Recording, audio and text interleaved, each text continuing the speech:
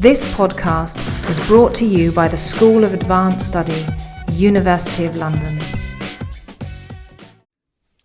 Okay, I think it's reasonable to say that the image of a Zeppelin hovering over London is one of the defining images of this city during the First World War. And for the next 20 minutes or so, I'm going to talk to you about one particular aspect of that bombing campaign, the Zeppelin Airship bombing campaign of London, which I'll argue retains some resonance today. As Suzanne just mentioned, I'm working on, at Oxford, the handling, and part of my work is looking at the handling and interrogation of a small group of individuals who are involved in a very high-risk, high-strain form of unconventional warfare.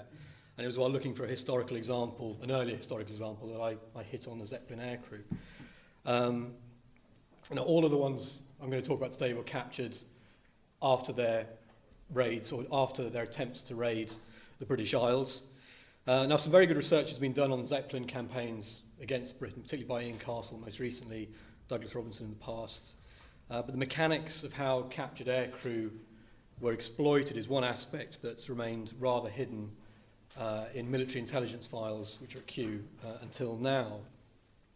So the next 20 minutes, I'll try and give you some insight into the techniques that were used to extract information and the sorts of information that was forthcoming.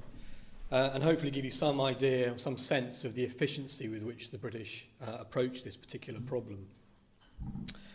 What I'll first of all, though, is talk a little bit about how interrogations fitted into this intelligence gathering machinery that existed in Britain in 1915, 1916, that evolved to counter the Zeppelin airship threat.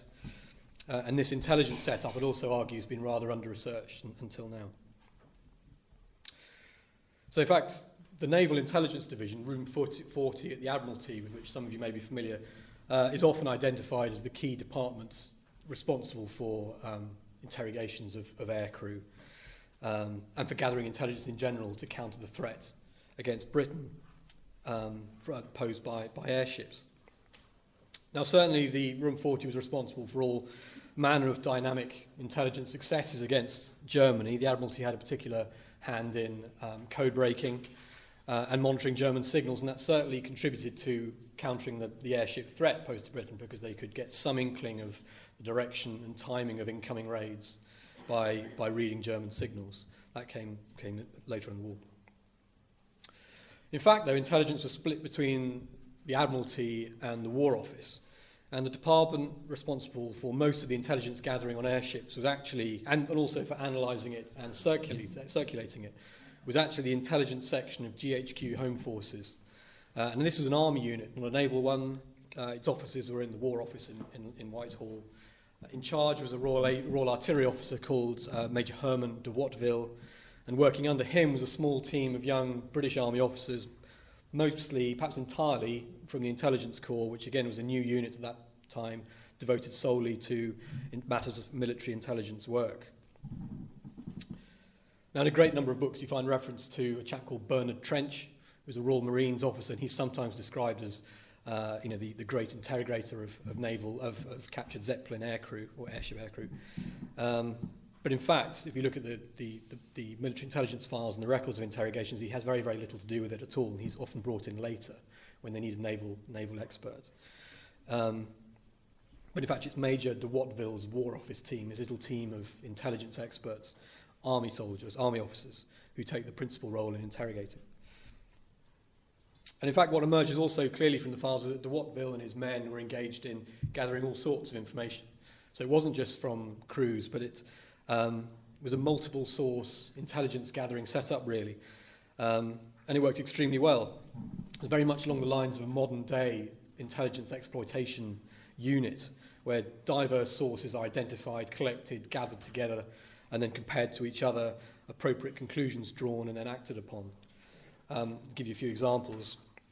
A lot of it was open source material. It's often the way in intelligence work. These are foreign newspapers. These were scoured for details of anything to do with aircrew. It could also be quite neatly done. There's quite a lot of letters from de Watteville to other parts of departments of the War Office asking for information about obituaries in German newspapers for Zeppelin aircrew, and that certainly works. So that the Germans really hadn't switched on to the the importance of keeping information quiet. So actually you find quite detailed obituaries in the German press of Zeppelin officers' careers, their raids on Britain and the timings of those. There was also professional research that was tapped. These are journal articles in professional journals about aeronautical engineering, airships and aircraft, to the point, and this was also even suppressed. So you have records of de Watteville actually buying up articles which are due for publication about airships so that they could not actually be published and so that that information could not leak out. Then, of course, there's wreckage from crashed Zeppelins that was scoured over. De Watteville sent men across the country to dig up bomb sites to find bits of bombs and things which had been dropped before his unit was up and running. There were also documents, of course, which were burnt documents taken from the wreckage. And then there's human intelligence, and that takes several forms. The War Office was responsible for sending men to actually interview people in Switzerland and other neutral countries who'd been involved in the manufacture of airships. And then, of course, you have the interrogations of captured aircrew themselves, and that's what I'll talk about now. One point I should make, though, beforehand, is to stress the pressure that was on the War Office to get results, really. Part of this was from the public, and part of it, was, of course, was just in general due to the fact that the Zeppelin raids early on in the war were very much an unknown quantity. The information about airships was very slim. When the first raids came here, there was very little, but next to no warning. These particular weapons seemed almost invincible as well. You get this image today of these Heath Robinson sort of devices floating around the sky, but in fact these were quite sophisticated and certainly very, very hard to bring down. Many reasons for that. They couldn't. They flew at such a height that it was hard to hit them with anti-aircraft fire.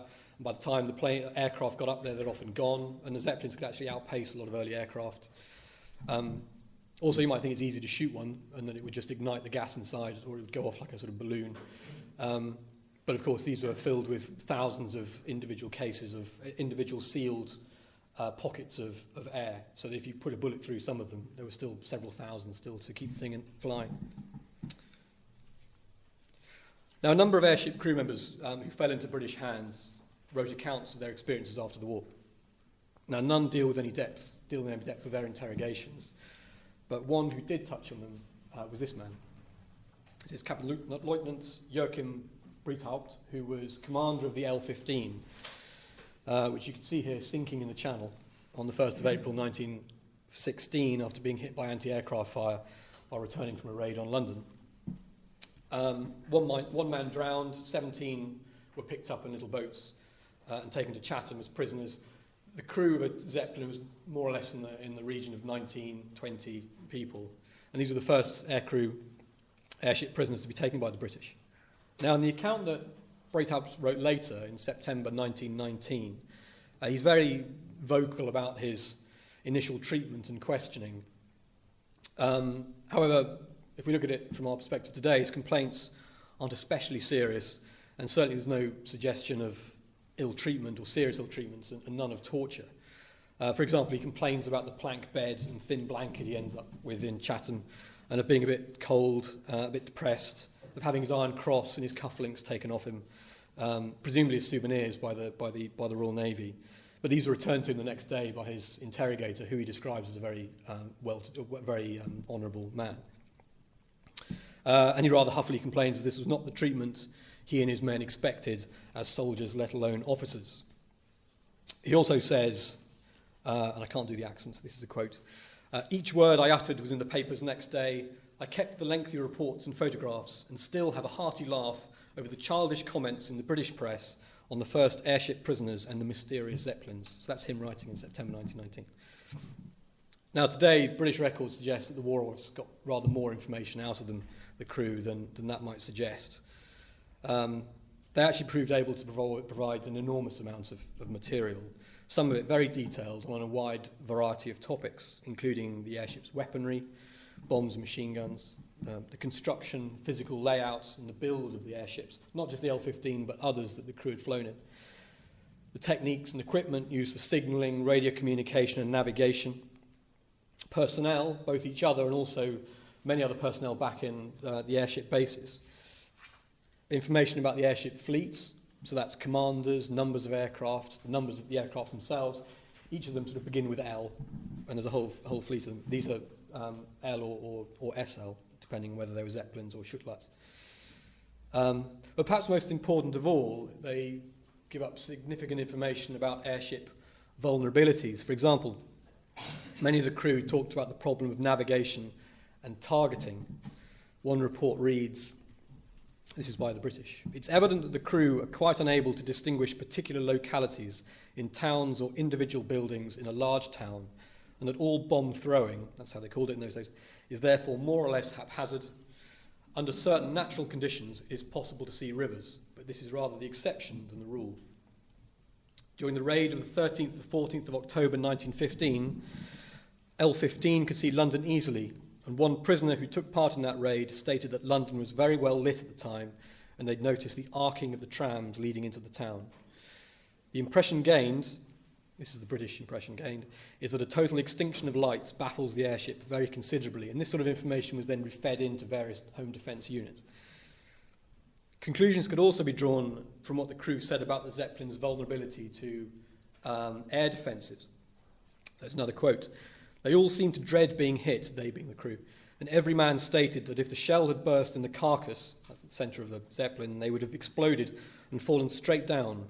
But the fact that the airship was able to continue her voyage, though under great difficulties for so long, after shrapnel had burst within a few yards of her, would appear to show that shrapnel is not a satisfactory type of shell for this purpose." Another thing, other insights that you find, this is quite frequent, is that this kind of warfare was not at all a happy experience for the crew. The crew declared the long journey in a Zeppelin is by no means pleasant. The noise of the engines is so great that it causes deafness, which lasts 2 or 3 days. In addition to this is the uncertainty of ever getting back and the vague terror of being alone in the air at the mercy of any change in the weather. So, how did the British get these prisoners to speak so openly? For a start, it seems very unlikely that the British went in for violence. From the surviving interrogation records, it seems the British were relatively satisfied with silence and even lies. There's no indication of prisoners being pressed for information beyond being cross-examined and having their responses compared to those of other prisoners and against existing knowledge. In fact, you find frequently from time to time a man is praised for being a good sort for actually refusing to speak. It's also noted that they, again a quote, "They all seemed greatly shaken by their experience, and some expressed considerable surprise at the good treatment that they received at the hands of their captors," which is interesting in the light of Brighthouse's later complaints. And one thing that's very clear is that the crews received no resistance to interrogation training, as you'd call it today, and that pending interrogation they were separated, so they had no opportunity to concoct similar stories. And as a consequence of this, you find these prisoners of the L-15 responding in very different ways to their interrogators. You have Brightout himself being described as frank and open during his cross-examination. He either returned direct answers to questions put to him or else politely declined to say anything at all. He gave the impression of being able and a brave man. But then you have his second in command, described as talking freely, lying a great deal, and who perfectly illustrates the lack of awareness of how to behave when captured, as you understand it today, by immediately asking his interrogators if he could send a telegram to his sister, who was married to a man living in Bungay in Suffolk. Now, several other prisoners are described as willing to answer questions as fully as they possibly could. And one interesting case was the L-15's radio operator, who gave such information as he could remember, but seemed apprehensive of his future treatment, as he'd heard in Germany that a Zeppelin crew, if captured, would be treated as criminals. And I'm going to touch on this a little bit later. This is the fear of being punished for the perceived criminality of what the Zeppelin crews were doing. Okay, now the interrogations of the crew that survived this crash, is a very light crash landing, is the L-33, provide a bit more insight into the techniques of British interrogators. So this was brought down in the Essex countryside in September 1916 after being hit by anti-aircraft fire after another raid on London. And it crash-landed pretty softly, and the entire crew were able to walk out and were rounded up by the police. Now, once again, it seems that the files that some talk perfectly openly, as you can get from reading these extracts from the interrogation files. I'll just let you digest those.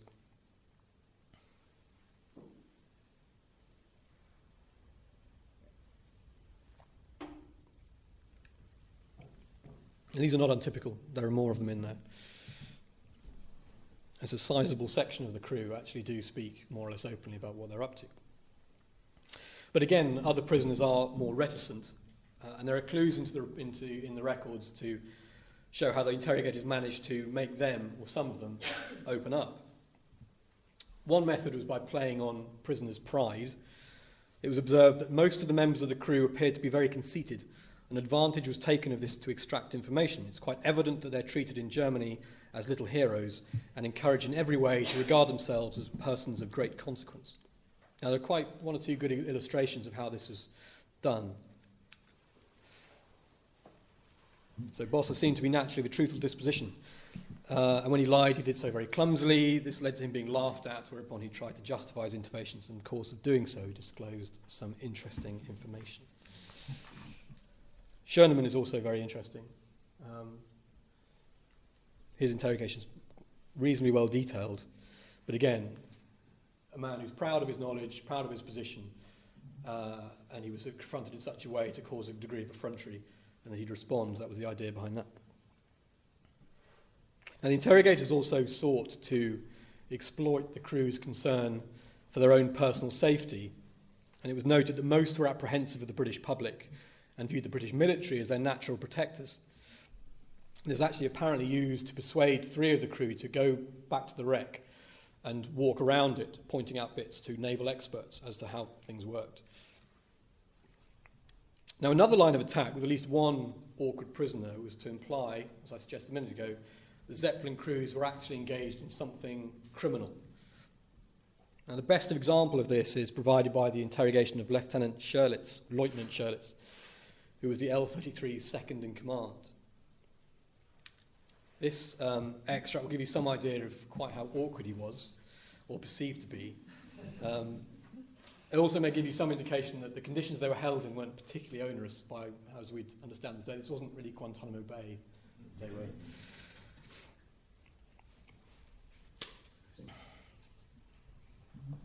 Now, his interrogation is particularly detailed, and it shows quite clearly that the interrogators were trying to provoke him and make him talk by suggesting that his actions had been criminal.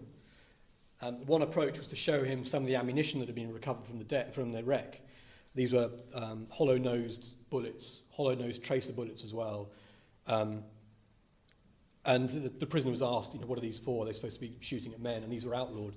The use of hollow-nosed dum-dum bullets was outlawed and illegal. And they continually tried to provoke him by getting him to admit that these were illegal forms of munition.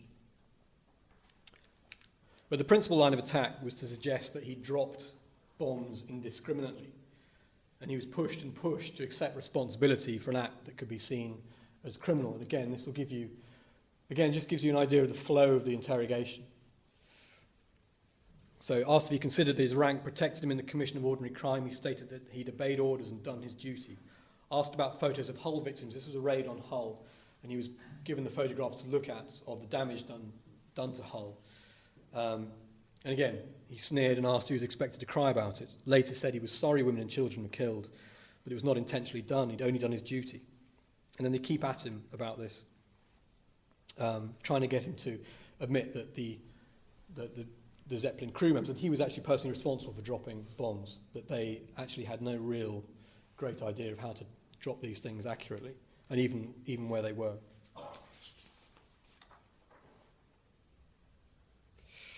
So this goes on, and it's a line of attack that does actually have an impact on him. Scherlitz seems to become increasingly rattled and then does begin to talk. In fact, after one of his interrogations, a British officer who was escorting him made this report. So this is after the cross-examination. Scherlitz looks very disturbed. He told Captain Roberts that he'd been on the L-14. I happened to express my disgust at the tactics displayed over Hull. This was the L-14 had been responsible for bombing Hull. This seemed to upset him gravely, and he said, "Believe me, I was never on board the L-14. I asked why he'd admitted the fact to Captain Roberts. He replied, in order to prevent further questions as to the ships I'd really been on." Now I'm going to finish by talking about this interrogation of the crew of the L-45, because it illustrates particularly well how efficiently British interrogators became at gathering and exploiting varied sources of information and feeding that intelligence into the interrogation process. So the L-45 took part in the last large airship raid on the British Isles in October 1917. It was a disastrous raid from the point of view of the airships. Now, high winds caused complete havoc with the airships. You can see them if you look at the. I don't know if I can use this, but not look straight into it. Oh, there we go. Okay, so this is the points at which in the North Sea at which the Zeppelins crossed into Britain up here. The idea was for them to raid the cities in northeast, so places like Sheffield, other industrial cities in the north and northeast. In fact, there were terribly high winds, and none of them reached their targets. One of them, the L-45, actually was blown so far south it crossed London, and was responsible for some of the most damaging bombing of London, in one single raid, but pretty much by accident more than anything else. And then the winds just carried them further south. They should have gone back to their bases further east, and of course these are the tracks that the Zeppelins left. And the L-45 crashes round about here, and the French round up the crew. One of the Zeppelins, incidentally, was last seen heading across the Mediterranean with 3 men still in it. So it was actually bounced off the ground, and one of the gondolas slung underneath had broken off, and some of the others had managed to leap out, but 3 men had been left inside it, and that was the last we've seen of them. Now, as with all the crews interrogated, a detailed report was compiled. In fact, the British complained that they didn't have enough time to compile a particularly detailed one, but the one that survives is pretty thorough. And again, it shows that plenty of prisoners spoke freely. And again, the information ranges from very up-to-date data on armaments and the newest type of airship to confirmation of what was already known about the problems, these extreme problems of navigation and the airship's terrible vulnerability to the weather.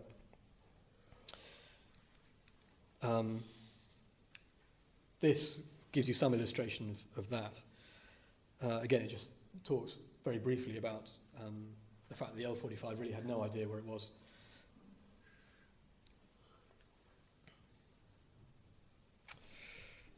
But the most revealing record of, and I'll close with this, of the methods used against the L-45's crew is actually a German document, and this is a report by the airship's commander, a chap called Köhler, which he wrote just 2 weeks after his interrogation. Now, he wrote this secretly and later succeeded in having it smuggled back to Germany, folded up in the heel of a German prisoner who was being repatriated, with the evident aim of alerting his commanders in the various airship fleets, to the state of British knowledge of what the airships were doing.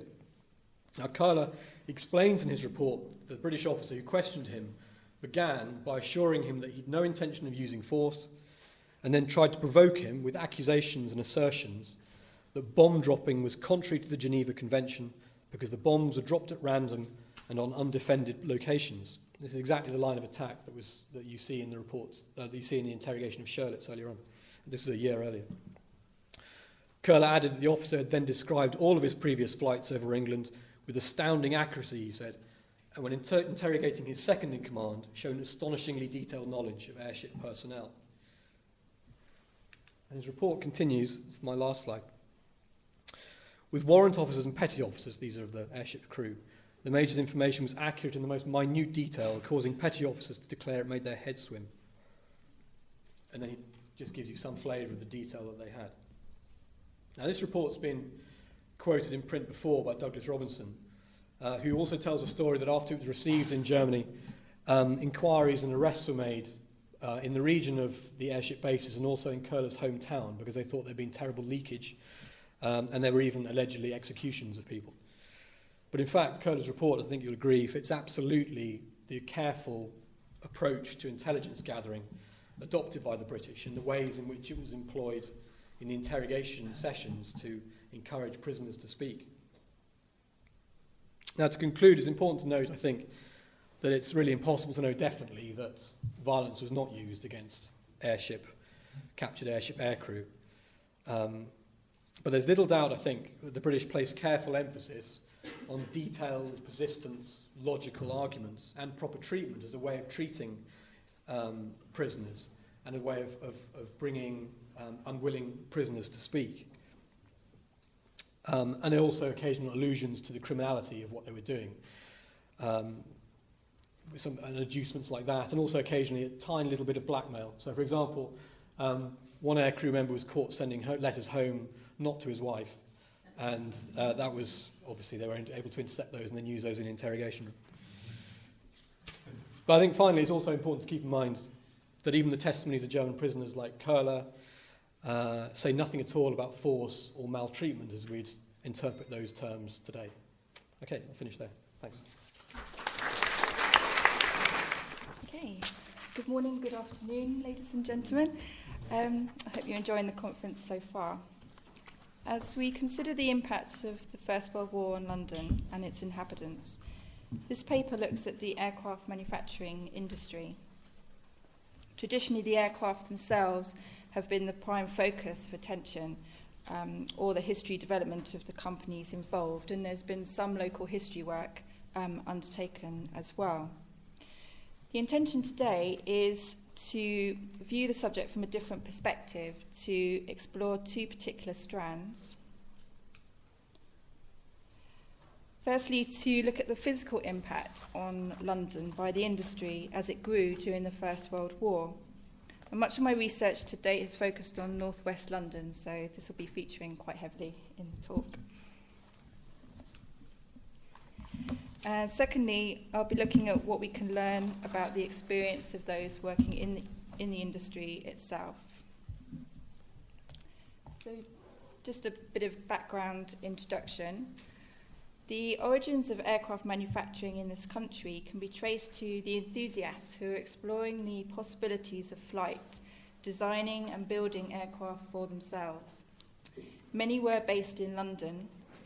This particular image is of Maxim using the park in Bexley.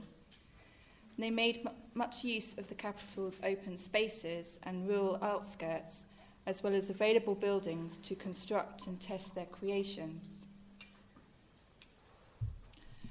During the early years of the 20th century, flying became a popular activity. In northwest London, Claude Graham-White, who you can see here on the left, and his associates developed farmland and fields at Hendon into an aerodrome. The Hendon air displays became part of the social calendar on a par with Ascot and Henley, and they attracted tens of thousands of visitors, and the pilots who took part became celebrities themselves. Various flying schools were set up at Hendon and elsewhere in the country, including Brooklands. The schools often built and repaired the aircraft that they used themselves. And private individuals who had caught the aviation bug wanted their own personal machine and placed orders with them. And several enthusiasts, for example, Sir Frederick Hanley Page and Sir Thomas Sopwith, founded small-scale firms. In 1909, Hanley Page Limited became the first British registered company for the sole purpose of building aeroplanes. The company had started life using buildings in Woolwich, but later moved to Barking, where sheds and acres of ground were available for experimental flying. Apparently not perfect because of the ditches and the actual bumpiness of the ground, but useful nonetheless. Prior to the First World War, the Army and Navy had also begun to explore the possibilities of aviation, holding trials and competitions for suitable aircraft to meet their requirements. Contracts were issued to companies for aircraft. In 1912, having received an order for 3 Royal Aircraft Factory BE-2As, and with the anticipation of more orders to come, Sir Hanley Page made the decision to move his company to Cricklewood, converting some riding stables. The proximity of Hendon Aerodrome as a testing ground influenced Hanley Page's decision to relocate, and Hendon's role as an aircraft acceptance park during the war would prove a magnet for aeronautical companies to this area.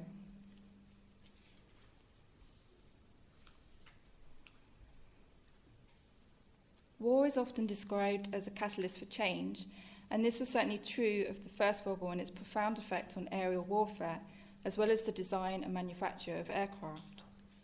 The development of air fighting at the end of 1916 and the critical situation arising from the growing casualties suffered by the Allies were major factors in the Cabinet's decision in 1917 to order an expansion in aircraft production.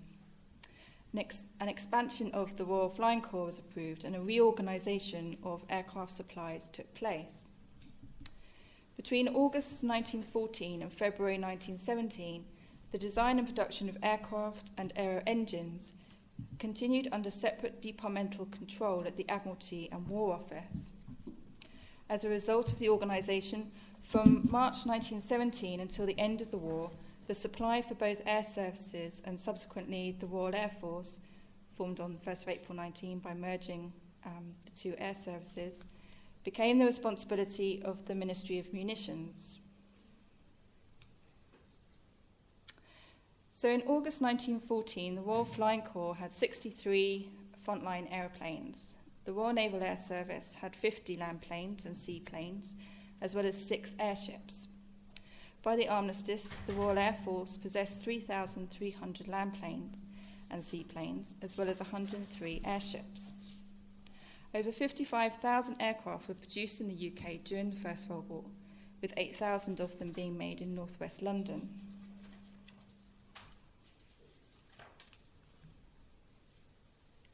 The number of aircraft produced annually rose year on year from 193 in 1914 to 32,536 in 1918.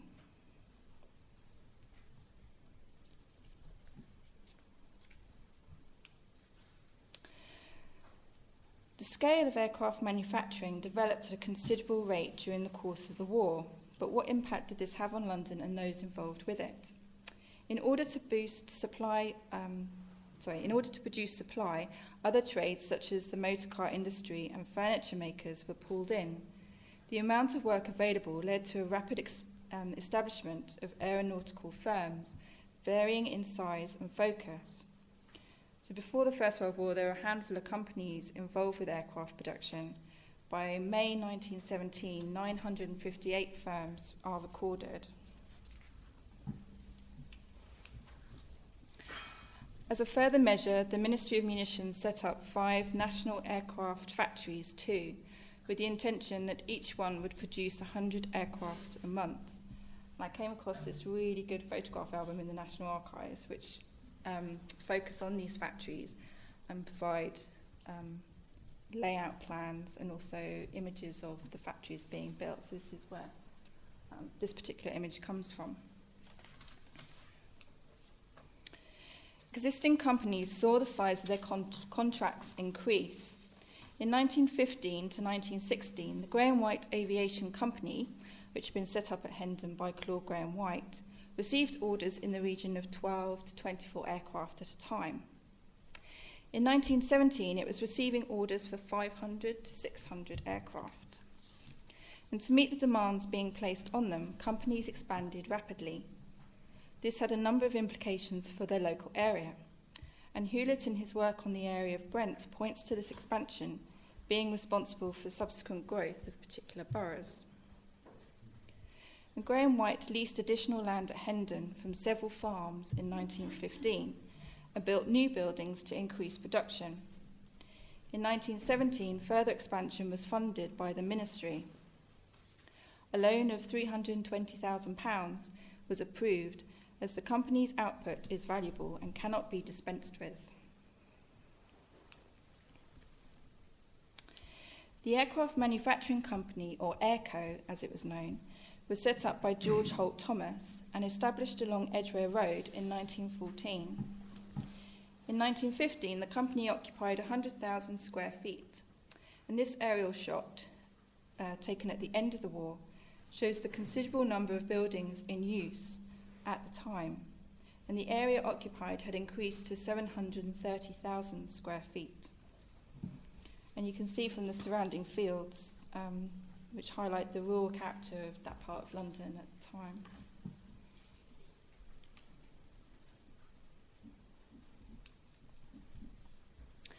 These photographs offer a record of the construction work taking place for the new Hanley Page factory buildings at Somerton Road in Cricklewood on agricultural land, and this expansion was funded by the ministry too. It is clear that the local population felt the impact of having an aircraft manufacturing industry in their midst. Complaints were made about Hanley Page aircraft taking off at Cricklewood because they blew soot down the chimneys of houses in Kilburn. There is the story that when a Hanley Page 0100, which you can see here, was being moved to Hendon from Kingsbury, Hanley Page himself got a hacksaw and removed parts of trees who were obstructing the route. Lampposts, telephone wires and tram wires had already been removed, and claims of damages by local residents received by Hanley Page were forwarded to the Admiralty.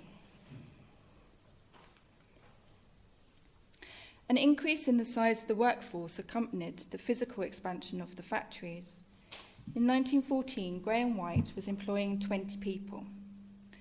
In 1916, it had reached 400 people, and by December 1970, at the time of the royal visit, this had risen to 2,300. At Airco, this company was employing 600 people in 1915, and by 1918, 4,400 people were based at its Edgware premises.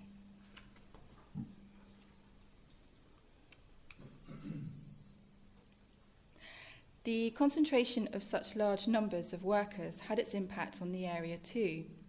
Pressure was placed on local transport.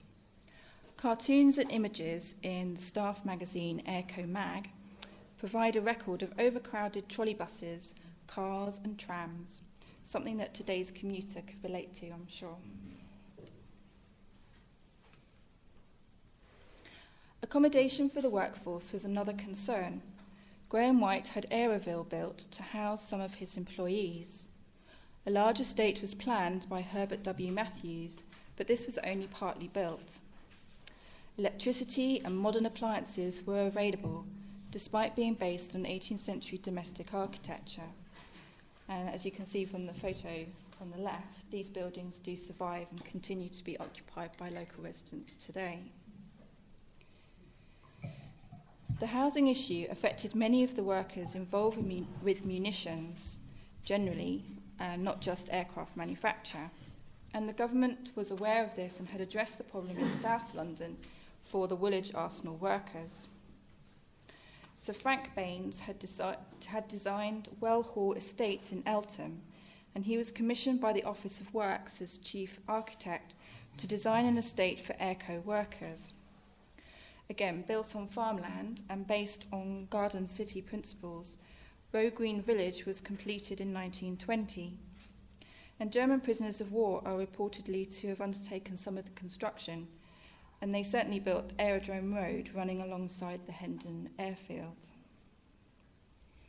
Again, Row Green Village is very much still there and is a conservation area.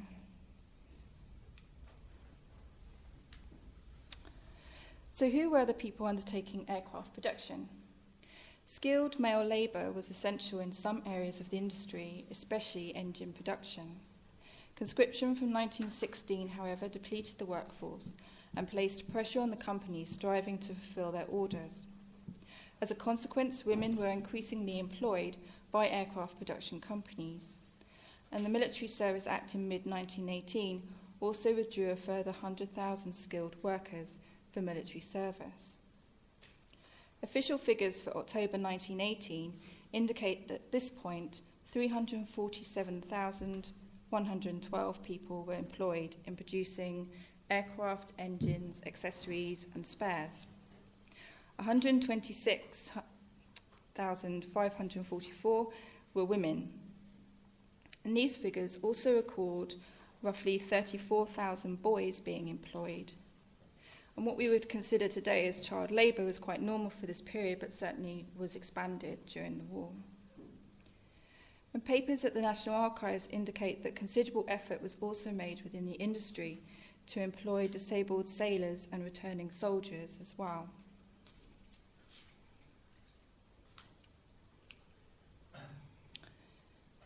In the current literature, frequent mention is made of and images appear relating to women working in munition factories, but the focus tends to be on the filling or armament factories. Munitions work encompassed a broad range of activities, and I think aircraft production is a somewhat overlooked topic.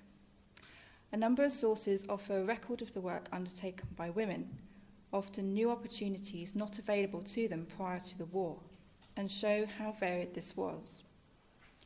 They were not confined just to the officers, but were employed in many areas such as the woodworking department, which you can see on the right.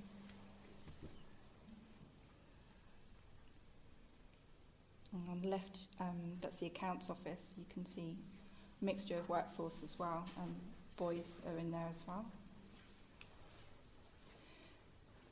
They worked in the machining room and also the dope shop. The First World War was characterised by a high level of state involvement with industry, and aircraft companies came under the control of the Ministry of Munitions. There was a high degree of regulation. Pay and working conditions were all specified, and inspectors visited factories to check that the companies were adhering to what was expected of them. Memoirs from aircraft workers are few in number, but the women's collection held here at the IWM contained some testimony. Dorothy Poole, writing in 1919, provides some insight, and this is just a quote from her quite long account of her various work which she undertook within the industry. But I think highlights the amount of hours which people were undertaking. And she makes the observation herself that the hours were longer than those laid down for Women in the Factory and Workshops Act, but I was unaware of this at the time. There is no doubt that the work was hard and physical, with 12-hour shifts normal. Different perspectives are available which help us build a picture of what conditions were like. Company publicity, produced by Graham White, stresses the modern working conditions, the well-lit and well-ventilated buildings, the electrically powered sewing machines available to his employees. Poems written by staff and published in the Airco Rag, as well as a wry humour expressed in its pages, provide a view from the shop floor.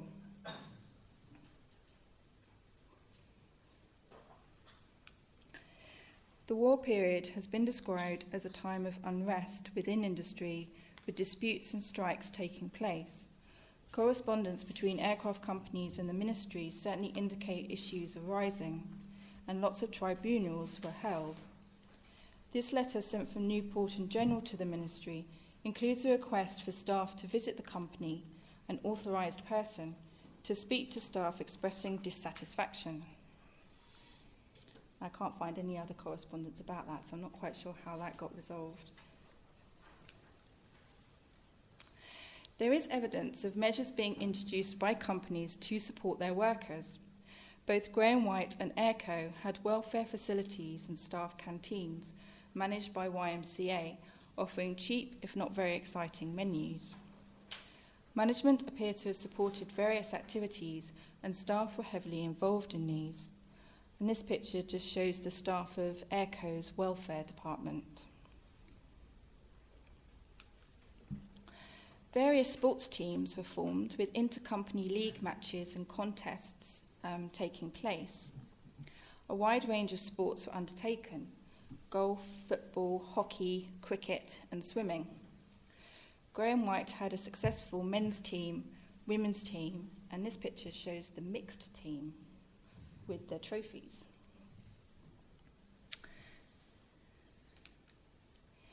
Company orchestras and drama groups also existed and put on regular concerts and entertainments. With the armistice, the need and demand for aircraft disappeared overnight. Orders were cancelled immediately, and many workers were let go. Some companies were able to diversify. Graham White employed a fraction of his wartime staff to produce cars and furniture, and Handley Page and Airco turned their attention to civil flying. Many companies had to fold, and the liquidation of Graham White and Airco took place during the 1920s. A number of the buildings, built to accommodate the large-scale expansion of aircraft production, were taken over by different industries and continued in use. And this is certainly true of the aircrew factories, and that particular area of London along Edgware Road continues to be quite industrial in nature. And Handley Page survived the post-war slump and continued to use its Cricklewood site until the 1960s, when the company moved to Radlett. Some buildings remain, but the majority were demolished and the housing estate built in their place. Many of the grey and white buildings were also demolished, but one factory building and the watch office building have been moved, rebuilt, renovated and incorporated into the RAF Museum. And they now house our First World War in the Air exhibition, which my colleague is going to be talking about.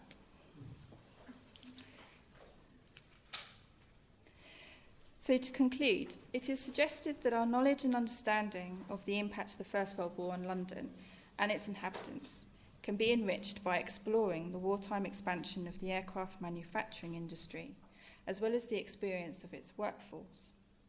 And this topic also highlights the contribution made by those on the home front to the country's war effort, and offers scope for future research in a number of different areas. Thank you.